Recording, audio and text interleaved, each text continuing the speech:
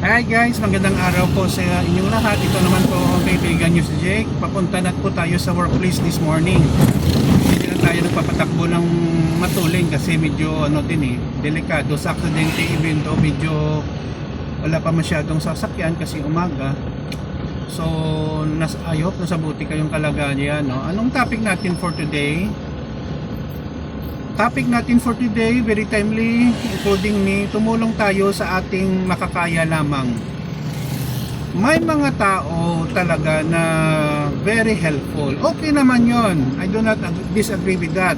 However, minsan kasi, kahit wala sila din nangangailangan kung tumulong sa kanilang pamilya or sa ibang tao, todo bigay without thinking sa kanilang sarili or sa kanilang pamilya. Guys, walang masama sa pagtulong. But remember this. Dapat tama lang guys na pagtulong na hindi naman ikaw na ubusan ka rin at kailangan mo rin ng tulong. You have to be wiser. Why? Una guys, what if ikaw nangangailangan then sa tinulungan mo naging maganda din ang kanilang sitwasyon sa pamumuhay? You can't expect people that you have helped that they will return the favor on you. So, natulungan ka rin nila. Wag ganon. Kasi may mga tao din na nung una medyo nahirapan din sa sitwasyon nila sa buhay, tinulungan mo, nang nagka-okay ng kanilang sitwasyon, kinalimutan ka na. Ako guys, marami na akong experience dyan. Iba nga, in-unfriend pa nga ako sa Facebook. Pero wala akong nagawang kasalanan sa kanila. Bagkos ng oras na nangangailangan sila, out of my goodwill or generosity, tinulungan ko sila.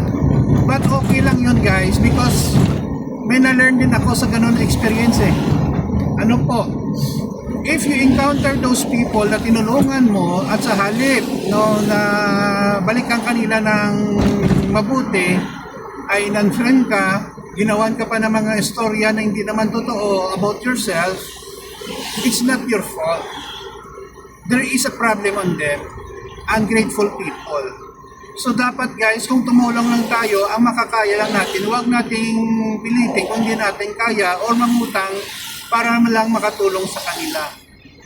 Mali po yun na mindset. Ang makakaya lang natin, and always save yourself first before you can help others. Hindi po yun selfish, you just preserving yourself also.